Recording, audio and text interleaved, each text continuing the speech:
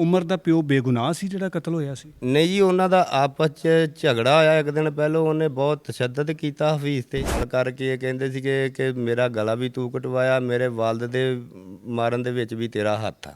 ਇਹਨਾਂ ਨੇ ਉੱਤੋਂ ਫੜ ਲਿਆ ਜਾਂ ਇਹ ਸਾਨੂੰ ਇਸ ਗੱਲ ਦਾ ਇਲਮ नहीं ਆ। ਉਹਨਾਂ ਦਾ ਝਗੜਾ ਆਇਆ, ਉਹਨਾਂ ਨੇ ਇਹਦੇ छुरी फेर ਦਿੱਤੀ। अस्सलाम वालेकुम नाज़रीन, मैं हूं एडी मलिक और फैसलाबाद के थाना सत्याना की हदूद में सरेआम दिन दिहाड़े पराडो में सवार 6 अफराद को गोलियां मारकर कत्ल कर दिया।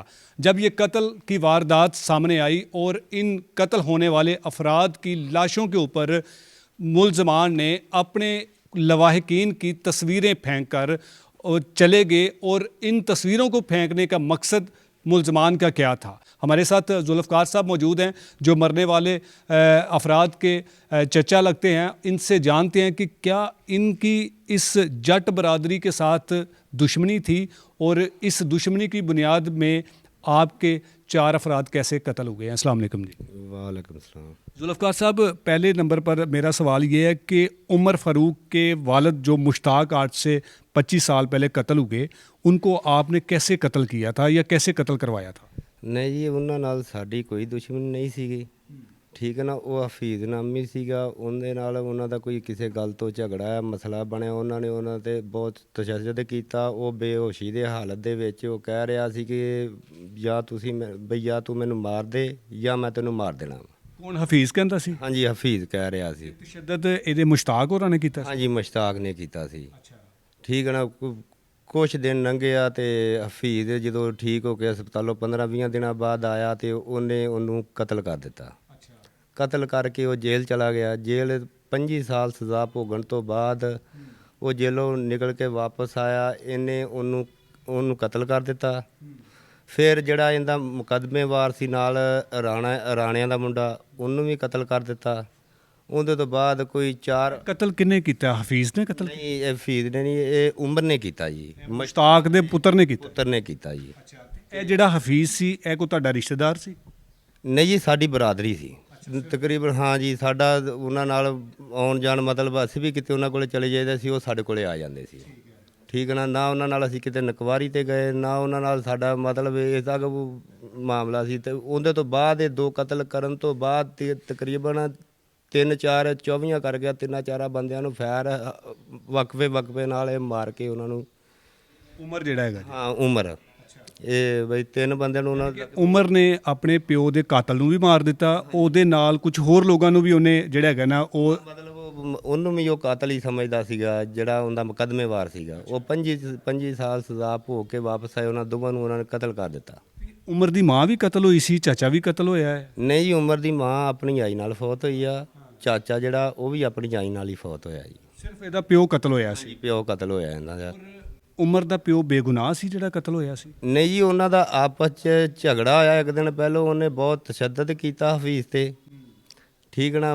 ਉਹਦੇ ਚਿਹਰੇ ਦੇ ਉੱਤੇ ਉਹਨੂੰ ਅਸੀਂ ਉਹ ਐਸੀ ਗੱਲ ਕੀ ਕਰਨੀ ਹੈ, ਠੀਕ ਨਾ। ਉਹਨੇ ਇਸ ਵਜ੍ਹਾ ਤੋਂ ਉਹ ਇਹਨੂੰ ਬੇਹੋਸ਼ੀ ਦੇ ਹਾਲਤ ਦੇ ਵਿੱਚ ਕਹਿੰਦਾ ਰਿਹਾ ਕਿ ਤੂੰ ਮੈਨੂੰ ਮਾਰ ਦੇ, ਨਹੀਂ ਤਾਂ ਮੈਂ ਤੈਨੂੰ ਮਾਰ ਦੇਣਾ, ਠੀਕ ਨਾ। ਉੱਥੇ ਇਹ ਪੂਰੇ ਪਿੰਡ ਦਾ ਹੀ ਇੱਕ ਹਿਸਾਬ ਦਾ ਵਾਕਿਆ, ਪੂਰਾ ਪਿੰਡ ਉੱਥੇ ਇਕੱਠਾ ਸੀ ਜਦੋਂ ਇਹ ਕੰਮ ਉਹਨਾਂ ਨੇ ਮੁਸ਼ਤਾਕ ਨੇ ਕੀਤਾ।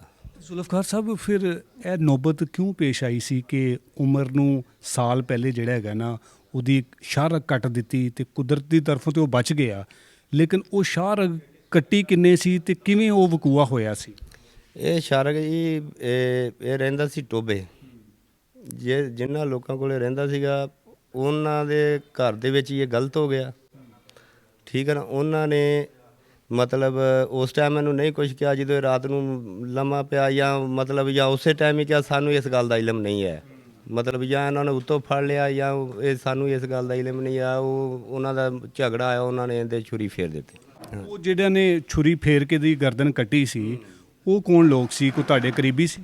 ਨਹੀਂ ਜੀ, ਉਹ ਸਾਡੇ ਕਰੀਬੀ ਨਹੀਂ ਆਇਆ ਸੀ। ਇਹ ਉਹਨਾਂ ਕੋਲ ਇਸ਼ਤਿਹਾਰ ਕੱਟ ਰਿਹਾ ਸੀ। ਉਹ ਮਤਲਬ ਉਹ ਇਹਨਾਂ ਦੀ ਗੈਂਗ ਦਾ ਹਿੱਸਾ ਸੀਗਾ, ਯਾਨੀ ਕਿ ਜਿਨ੍ਹਾਂ ਨੇ ਗਰਦਨ ਕੱਟੀ ਉਹ ਵੀ ਇਹਦੇ ਤਰ੍ਹਾਂ ਦੇ ਲੋਕ ਸੀ? ਹਾਂਜੀ, ਉਹਨਾਂ ਕੋਲ ਇਹ ਰਹਿ ਰਿਹਾ ਸੀਗਾ ਉੱਥੇ, ਇਹਨਾਂ ਦੀ ਗੈਂਗ ਦਾ ਉਹ ਹਿੱਸਾ ਸੀ।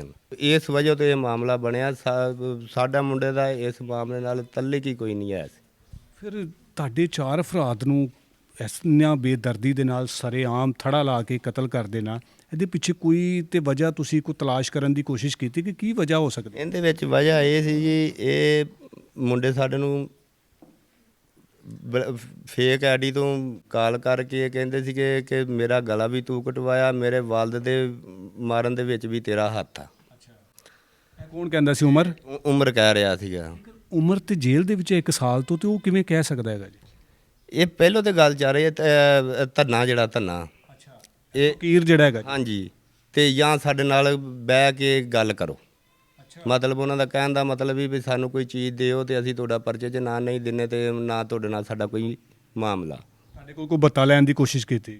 ਹਾਂਜੀ, ਪ੍ਰੋਪਰ ਸਾਹਮਣੇ ਆ ਕੇ ਨਹੀਂ ਕੀਤੀ ਵੀ? ਸਾਡਾ ਕੋਈ ਨਾ ਇਹਨਾਂ ਦੀ ਕੋਈ ਐਫ ਆਰ ਸਾਡੇ ਤੇ ਹੈ। ਸੁਨਿਆਰਾ ਗਰੁੱਪ ਅਬਲ ਪੂਰੇ 30 ਚੱਕ 'ਚੋਂ ਕਿਸੇ ਤੇ ਐਫ ਆਰ ਨਹੀਂ ਹੈ। ਸੁਨਿਆਰੇ ਤੇ ਇੱਕ ਅਲੱਗ ਚੀਜ਼ ਆ। ਇਹਨਾਂ ਦੀ ਤਰਫੋਂ, ਉਮਰ ਫਾਰੂਕ ਦੀ ਤਰਫੋਂ? ਉਮਰ ਫਰੂਕ ਦੀ ਤਰਫੋਂ ਤੇ ਨਾ ਸਾਡੀ ਤਰਫੋਂ ਕੋਈ ਇਹਨਾਂ ਤੇ ਐਫ ਆਰ ਹੈ, ਨਾ ਸਾਡਾ ਇਹਨਾਂ ਨਾਲ ਕੋਈ ਇਸ ਹੱਦ ਤੱਕ ਮਾਮਲਾ ਸੀ। ਇਹਨਾਂ ਨੇ ਜਾਣ ਬੁੱਝ ਕੇ ਸਾਡਾ ਇਹ ਐਡਾ ਵੱਡਾ ਨੁਕਸਾਨ ਕੀਤਾ। ਸਾਡੀ ਆਰਪੀਓ ਅੱਗੇ ਹੈ, ਸੀਪੀਓ ਅੱਗੇ, ਮਰਦਮ ਨਵਾਜ਼ ਅੱਗੇ, ਨਵਾਜ਼ ਸ਼ਰੀਫ ਅੱਗੇ ਅਪੀਲ ਆ ਕਿ ਜੀ ਸਾਨੂੰ ਕਾਨੂੰਨ ਦੇ ਤਹਿਤ ਮਤਲਬ ਇਹਨਾਂ ਨੂੰ ਸਜ਼ਾ ਦਿੱਤੀ ਜਾਵੇ। ਤੁਸੀਂ ਇਹ ਤਕੀਰ ਉਰਫ ਧੰਨੇ ਦਾ ਇੱਕ ਸੋਸ਼ਲ ਮੀਡੀਆ ਤੇ ਆਡੀਓ ਪੈਗਾਮ ਸੁਣਿਆ ਕਿ ਉਹ ਕਿਸ ਤਰ੍ਹਾਂ ਜਿਹੜਾ ਕਿ ਲਲਕਾਰਦਾ ਪਿਆ ਔਰ ਵਾਜ਼ਿਹ ਤੌਰ ਤੇ ਉਹ ਦੱਸਦਾ ਪਿਆ ਕਿ ਜੀ ਇਹ 4 ਕਤਲ ਮੈਂ ਕੀਤੇ ਨੇ ਔਰ ਕਿਉਂ ਕੀਤੇ ਨੇ? ਹਾਂਜੀ, ਉਹ ਇਹ ਕਹਿ ਰਿਹਾ ਕਿ ਇਸ ਕਰਕੇ ਕੀਤੇ, ਬਸ ਇਸ ਕਰਕੇ ਨਹੀਂ ਕੀਤੇ। ਇਹਨਾਂ ਨੇ ਪਤਾ ਮੰਗਣ ਦੀ ਕੋਸ਼ਿਸ਼ ਕੀਤੀ ਆ। ਮੁੰਡੇ ਨੇ ਅੱਗੋਂ ਕਿਹਾ ਕਿ ਪਤਾ ਮੈਂ ਨਹੀਂ ਦੇਣਾ, ਬਾਕੀ ਮੈਂ ਤੁਹਾਡਾ ਮਤਲਬ ਇਹਦੇ ਮੁਲਵਸ ਨਹੀਂ। ਜਦੋਂ ਦੇ ਇਹ ਗੱਲ ਕਰ ਰਿਹਾ ਕਿ ਮੇਰੇ ਵਾਲਦ ਸਾਹਿਬ ਨੂੰ ਕਤਲ ਕੀਤਾ, ਵਾਲਦ ਕਤਲ ਹੋਏ ਨੂੰ 25 ਸਾਲ ਹੋ ਗਏ। ਸਾਡਾ ਮੁੰਡਾ ਤੇ ਉਦੋਂ ਹੈ ਹੀ 8-10 ਸਾਲਾਂ ਦਾ ਸੀ। ਉਹਨੇ ਕਿਸ ਤਰ੍ਹਾਂ ਕਤਲ ਕਰ ਦਿੱਤਾ?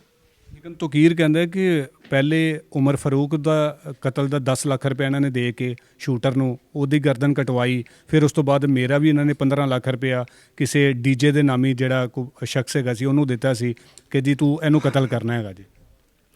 ਸਾਡਾ ਅਗਰ ਸਾਡੀ ਇਹਨਾਂ ਨਾਲ ਦੁਸ਼ਮਣੀ ਚੱਲਦੀ ਹੁੰਦੀ ਫਿਰ ਤੇ ਅਸੀਂ ਇਹ ਕੰਮ ਕਰਾਉਂਦੇ। ਸਾਡਾ ਆਲਰੇਡੀ ਇਹਨਾਂ ਨਾਲ ਮਸਲਾ ਹੀ ਕੋਈ ਨਹੀਂ ਹੈ ਸੀ। ਅਗਰ ਸਾਡਾ ਇਹਨਾਂ ਨਾਲ ਮਸਲਾ ਹੁੰਦਾ, ਸਾਨੂੰ ਇਸ ਗੱਲ ਦਾ ਪਤਾ ਹੁੰਦਾ, ਅਸੀਂ ਇਸ ਗੱਲ ਦੀ ਅਹਤਿਆਤ ਕਰਦੇ। ਅਸੀਂ ਤੇ ਆਮ ਰੂਟੀਨ ਦੇ ਵਿੱਚ ਜਿਵੇਂ ਨਿਕਲਦੇ ਹਾਂ ਉਸ ਹਿਸਾਬ ਨਾਲ ਅਸੀਂ ਨਿਕਲਦੇ। ਸਾਨੂੰ ਇਸ ਗੱਲ ਦਾ ਇਲਮ ਨਹੀਂ ਸੀ ਵੀ ਸਾਡਾ ਇਸ ਘਰ ਨਾਲ ਮਾਮਲਾ। ਸਾਨੂੰ ਸਿਰਫ ਇਸ ਗੱਲ ਦਾ ਸੀ, ਮੁੰਡੇ ਨੇ 1-2 ਵਾਰੀ ਇਹ ਗੱਲ ਦੱਸੀ ਸੀ ਕਿ ਯਾਰੋ ਮੈਨੂੰ ਇਸ ਤਰ੍ਹਾਂ ਮੈਸੇਜ ਕਰ ਦੇ। ਅਲੀਮ ਕਿੰਨੇ ਅਰਸੇ ਤੋਂ ਸਾਊਦੀ ਅਰਬ ਦੇ ਵਿੱਚ ਹੈਗਾ ਸੀ? ਅਲੀਮ ਤਕਰੀਬਨ 16-17 ਸਾਲਾਂ ਤੋਂ ਜੀ ਉਹ ਸਾਊਦੀਆ ਰਹਿ ਰਿਹਾ। ਕਿੰਨਾ ਅਰਸਾ ਹੋਇਆ ਸੀ ਵਾਪਸ ਪਾਕਿਸਤਾਨ ਆਏ? ਤਕਰੀਬਨ ਈਦ ਵਾਲੇ ਦਿਨ ਉਹ ਵਾਪਸ ਆਏ। ईद नमाज पहले सऊदीया में ईद नमाज पढ़ी, फिर इधर आन कर उन्होंने ईद नमाज। ईद वाले दिन वो पाकिस्तान आया? ईद वाले दिन वो पाकिस्तान आया। ਉਹਨੂੰ ਕੋਈ ਪਤਾ ਨਹੀਂ ਸੀ ਹੈ ਕਿ ਮੇਰਾ ਥੜਾ ਲਗਾ ਕੇ ਮੈਨੂੰ ਮਾਰ ਦਿੱਤਾ ਜਾਏਗਾ? ਨਹੀਂ ਜੀ, ਇਸ ਗੱਲ ਦਾ ਉਹਨੂੰ ਨਹੀਂ ਇਲਮ ਆਇਆ ਸੀਗਾ। ਇਹ ਤਕੀਰ ਜਿਹੜਾ ਸੋਸ਼ਲ ਮੀਡੀਆ ਤੇ ਆ ਕੇ ਇਤਰਾਫੇ ਜੁਰਮ ਕਰ ਰਿਹਾ ਹੈ, ਇਹਦੇ ਬਾਰੇ 'ਚ ਤੁਸੀਂ ਕੀ ਕਹੋਗੇ ਜਾਂ ਅਦਾਰਿਆਂ ਨੂੰ ਕੀ ਪੈਗਾਮ ਦਿਓਗੇ ਕਿ ਇਸ ਤਰ੍ਹਾਂ ਦੇ ਜਿਹੜੇ ਮੁਲਜ਼ਮਾਨ ਨੇ ਸਰੇਆਮ ਲੋਕਾਂ ਨੂੰ, ਬੇਗੁਨਾਹ ਲੋਕਾਂ ਨੂੰ ਕਤਲ ਕਰਦੇ ਨੇ ਔਰ ਫਿਰ ਸੋਸ਼ਲ ਮੀਡੀਆ ਤੇ ਆ ਕੇ ਬੜੇ ਧੜੱਲੇ ਨਾਲ ਕਹਿੰਦੇ ਨੇ ਕਿ ਜੀ ਅਸੀਂ ਕਤਲ ਕੀਤਾ, ਜੋ ਕਰਨਾ ਕਰ ਲਓ? ਇਹ ਤੇ ਜੀ ਹੁਣ ਗਵਰਨਮੈਂਟ ਨੂੰ ਇਹ ਗੱਲ ਚਾਹੀਦੀ ਹੈਗੀ ਆ ਕਿ ਗਵਰਨਮੈਂਟ ਨੇ ਵੀ ਉਹ ਅਲਫਾਜ਼ ਸੁਣੇ, ਠੀਕ ਹੈ ਨਾ, ਇਹ ਫੌਜ ਨੇ ਵੀ ਸ਼ਾਇਦ ਸੁਣੇ ਹੋਣ, ਠੀਕ ਨਾ। ਉਹ ਸਾਰਿਆਂ ਨੂੰ ਲਲਕਾਰ ਰਿਹਾ। ਇਹਦੇ ਵਿੱਚ ਗੱਲ ਇਹ ਹੈ ਕਿ ਸਾਨੂੰ ਸਭ ਤੋਂ ਪਹਿਲਾਂ ਇਹ ਆ ਕਿ ਸਾਨੂੰ ਕਾਨੂੰਨ ਇਨਸਾਫ ਦਿਵਾਵੇ। ਅਗਰ ਕਿਸੇ ਦੀ ਸਪੋਰਟ ਪਿੱਛੋਂ ਹੈ ਤੇ ਉਹ ਜੀ ਇੰਨੀ ਗੱਲ ਕਰ ਰਿਹਾ। ਤੁਹਾਨੂੰ ਲੱਗਦਾ ਕਿਸੇ ਦੀ ਸਪੋਰਟ ਹੈ? ਸਪੋਰਟ ਹੈ ਤੇ ਉਹ ਜੀ ਇਸ ਹੱਦ ਤੱਕ ਗੱਲ ਕਰ ਰਿਹਾ। ਭਲਾ ਗਵਰਨਮੈਂਟ ਦੀ ਲਾ ਲਓ, ਭਲਾ ਪੁਲਿਸ ਦੀ ਲਾ ਲਓ, ਕਿਸੇ ਦੀ ਸਪੋਰਟ ਲਾ ਲਓ, ਵਰਨਾ ਐਸੀ ਕੋਈ ਗੱਲ ਬੰਦਾ ਨਹੀਂ ਕਰ ਸਕਦਾ ਜੇ ਜੈਸੀ ਉਹ ਕਰ ਰਿਹਾ।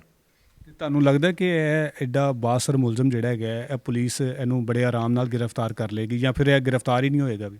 ਫਿਲਹਾਲ ਤੇ ਜੀ ਪੁਲਿਸ ਸਾਡਾ ਠੀਕ ਸਾਥ ਦੇ ਰਹੀ ਹੈ, ਠੀਕ ਹੈ ਨਾ। ਮਜ਼ੀਦ ਜਿਹੜਾ ਮਤਲਬ ਕਿ ਉਸ ਦੇਖਿਆ ਜਾਊਗਾ ਮਤਲਬ ਉਹ ਕੀ ਕਰਦੇ, ਉਹਦੇ ਤੋਂ ਬਾਅਦ ਨਇਆ ਜਿਹੜਾ ਉਹ ਰੱਦ ਅਮਲ ਨਿਕਲੇਗਾ।